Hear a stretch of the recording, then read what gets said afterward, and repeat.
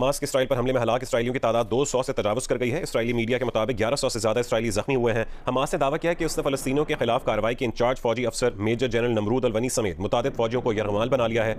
Israel के ऊपर 5000 मिसाइलें छोड़ी बहुत कम समय में।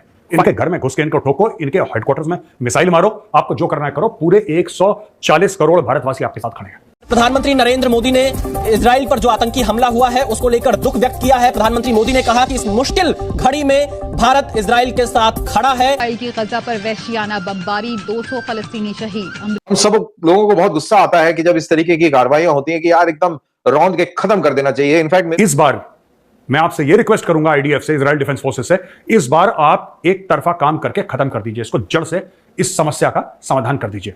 सारी बात कॉन्सिक्वेंसेस नजर आएंगे। ऑब्वियसली इजराइल के पास एक बड़ी मिलिट्री पावर है, वो they will come with full force और उसके कॉन्सिक्वेंसेस अगले कुछ दिनों में। अभी तो वो विक्टिम कार्ड शो कर रहे हैं कि यहाँ पे हमला हो रहा है, जब वो रियल पावर में आएंगे तो फिर जब होगा फिर दुनिया कहेगी कि फलस्तीन के साथ क्या हो रहा है। इसराइल के लिए अमेरिकी हिमायत अटल है, हर किस्म की मदद करेंगे। भारतीय वजीर आजम नरेंद्र मोदी ने भी इसराइल की हिमायत का ऐलान कर दिया। हमास और इसराइल के दरमियान जंग छिड़ गई है। हमास ने इसराइली फोर्सेस की जारहियत के खिलाफ तूफानुल अक्सा शुरू कर दिया है। अमेरिका, इसराइल और इंडिया मिलकर पाकिस्तान को घेरा डाल रहे हैं, क्योंकि अगर इंडिया इसराइल से असलहा इंपोर्ट करेगा, असलहा खरीदेगा, तो जाहिर है उसका वाहिद हदफ तो पाकिस्तान है। अगर इनको फौरी तौर पर कंट्रोल ना किया गया, यानी इजराइल को जो ताकत का इस्तेमाल है उससे ना रोका गया और फिलिस्तीनियों को भी ये गारंटी ना दी गई कि अगर वो जहाँ पे रहना चाहते हैं वो पीसफुल तरीके से रह सकते हैं, तो मेरा ख्याल है कि रेजिस्टेंस ब्लॉक के एक्टिव होने की वजह से पूरे रीजन को और बाकी कई रीजन को भी काफी नुकसान पहुंचा। हमास का इसराइल में घुसकर बाद बरी, बहरी और फिजाई हमलों में 100 से ज्यादा इसराइली मारे गए। तूफान अल-अक्सा ऑपरेशन में हमास के छाता बरदार जनूबी इलाकों में उतरे, गजा पट्टी के करीब लगी बाढ़ तोड़ दी, इसराइली फौज पर यलगार कर दी, इसराइली कमांडर समेत दर्जनों इसराइली फौजी गिरफ्तार कर दिए। नमस्कार दोस्तों, जय हिंद। आपका स्वागत करते हैं हम अपने यूट्यूब चैनल में।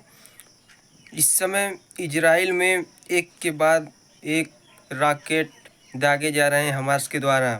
इस समय हमास लगभग 700 रॉकेट दाग चुका है इजराइल पर, और इजराइल ने भी उनके खिलाफ एक्शन जारी कर दिया है। उसने गाजा पट्टी के बिजली काट दी है और गाजा पट्टी में लगभग उसके बहुत से टैंक रवाना कर दिए हैं और उस पर एक्शन जारी कर दिया है। हमास कह रहा है कि अल-अक्सा मस्जिद को इजराइल खाली करे, नहीं तो हम इस पर जारी रखेंगे एक्शन। उसके बहुत से आतंकी इजराइल में इस समय मौजूद हैं और भारत इस पर बहुत जारी कर दिया है कि हम आपके साथ हैं इजराइल, और अमेरिका ने भी कहा है कि इजराइल के हम साथ हैं और उसका साथ देते रहेंगे। आतंकवादियों के खिलाफ कोई कोताही नहीं बरत सकते हम लोग।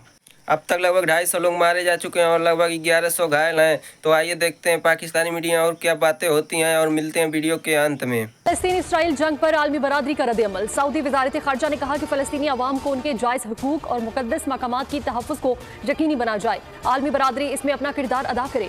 पाकिस्तान का मशरिक़ वस्ता की सूरत हाल पर तशवीश का इजहार। तर्जुमान पाकिस्तान दफ्तर ख़ारिजा का कहना है कि पाकिस्तान UN और OIC करारदादों के मुताबिक मसला फ़लस्तीन का हल चाहता है। आलमी बरादरी मशरिक़ वस्ता में देरपा अमन के लिए किरदार अदा करे। ऑपरेशन अल-अक्सा फ्लड या हमास, जो कि एक टेररिस्ट ऑर्गेनाइजेशन है, ठीक है दोस्तों, इसने इजराइल के ऊपर 5000 से ज्यादा रॉकेट फायर कर दिए और उन्होंने बोला कि 20 मिनट के अंदर, सिर्फ और सिर्फ 20 मिनट के अंदर इजराइल के ऊपर इन्होंने 5000 रॉकेट मार दिए। कुछ लोग मारे गए, कई घर टूटे, कुछ रॉकेट उन्होंने हवा में ही रोक दिए इजराइल ने, ज्यादातर रॉकेट्स। लेकिन फिर भी इजराइल कह रहा है this is an act of war, ये युद्ध आपने हमारे ऊपर मसल्लत कराए, हमारे ऊपर लागू कराए, अब देखना हम इसका भरपूर जवाब देंगे। Israel has declared a state of war. अच्छा, ये हुआ क्यों और ये हमास को खुजली क्या है?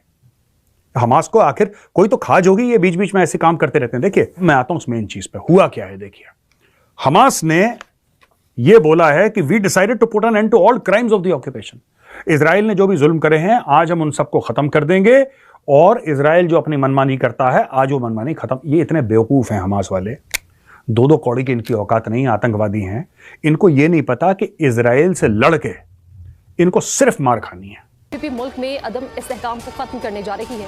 उनका कहना था कि बारियां लेने वाली जमातों ने सियासी मफादात का तहफ़्फ़ुज़ किया, मुल्क को तरक्की की जानिब गामज़न करने के लिए पुरअज़्म है। सियासी सफर का मकसद सियासत और रियासत को यकजा करना है। ये एक तरफा, ये लड़ाई भी नहीं है दोस्तों। जो कहता है कि इजराइल के हमास से लड़ाई हो गई, वो भी झूठ बोल रहा है। ये लड़ाई नहीं है, ये पिटाई है। ये पिटाई है, क्योंकि लड़ाई क्या होता है, दोनों लड़ते हैं तब होती है लड़ाई। पिटाई एक तरफा होती है।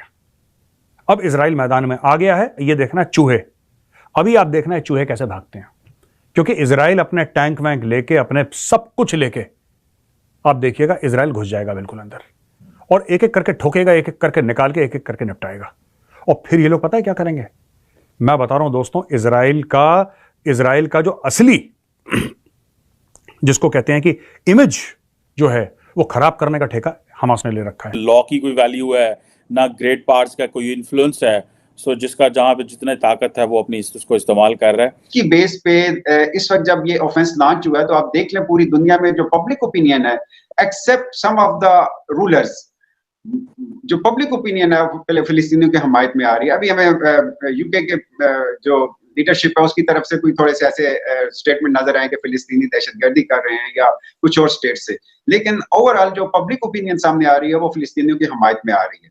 तो इस तरह के मैप दिखाने से मेरा ख्याल है कि चीजें खत्म नहीं होती, क्योंकि मोदी साहब भी इस तरह के मैप दिखा चुके हैं, बल्कि इसराइल कश्मीर को वो पक्का इंडिया का हिस्सा बना चुके हैं। अगर इस तरह मुमकिन होता तो मेरा ख्याल है अब दुनिया के नक्शे बहुत पहले से तब्दील हो चुके होते। मेरा ख्याल है कि जो यूनाइटेड नेशन चार्टर बनाया था, जो इंटरनेशनल लॉ बनाया था, कम से कम इंटरनेशनल लीडरशिप को इसकी इम्प्लीमेंटेशन होने देना है। हमास के हमले के जवाब में इस्राएली फजाइया ने भी कार्रवाई की है। फलस्तीनी वजारत सेहत के मुताबिक 232 से ज़्यादा फलस्तीनी अब तक इसराइली हमलों का निशाना बने हैं। इसराइली हमलों में जख्मी फलस्तीनियों की तादाद 1700 से तजावुज़ कर चुकी है। हमास ने इसराइल पर मकामी वक्त के मुताबिक सुबह 6:30 बजे ज़मीनी और फ़ज़ाई हमले किए, जबकि समंदर से भी ये बैक वक्त हमले किए गए हैं। मेरी जो अंडरस्टैंडिंग है फ़लस्तीन के बारे में या मिडिल ईस्ट के बारे में, मेरा ख्याल है कि अभी ये सिर्फ 10% पावर शो हुआ है और अभी कुछ भी उन्होंने शो नहीं किया, जितना मेरी अंडरस्टैंडिंग है। और ये 10% शो करके अगर दुनिया को सरप्राइज कर सकते हैं तो आप सोच सकते हैं कि रिमेनिंग 90% क्या होगा।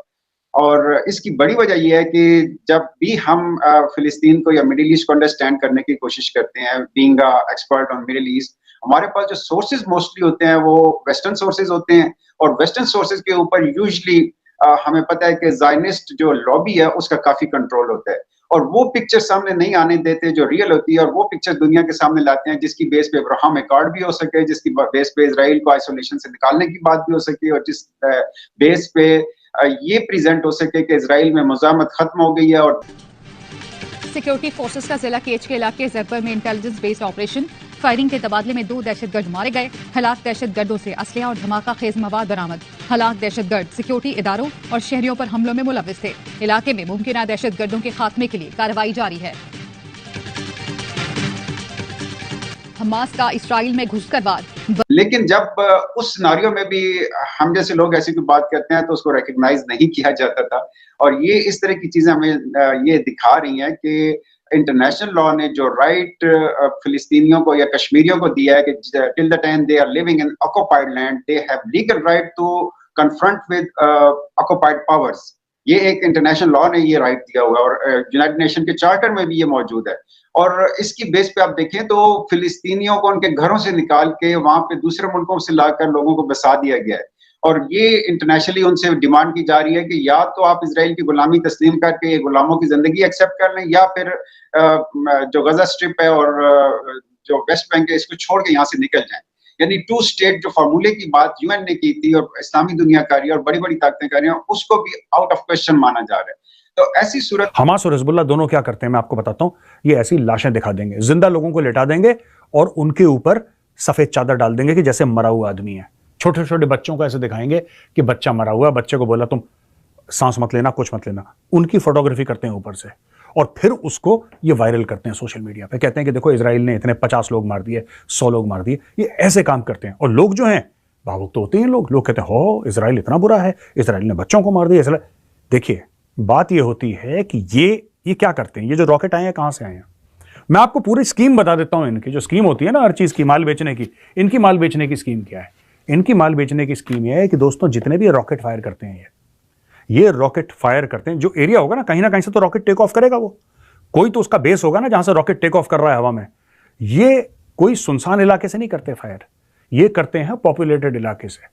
दोस्तों आपको देखा कि वीडियो में क्या क्या बातें हो रही हैं। जैसा कि आप लोग जानते हैं कि भारत भी इसका साथ दे रहा है इजराइल का, और जो भी कहा है कि ज़रूरत होगा वो हम पहुंचाते रहेंगे आपको। आप लड़ते रहिए, आतंकवादियों को कोई कोताही नहीं बरतने देंगे हम लोग।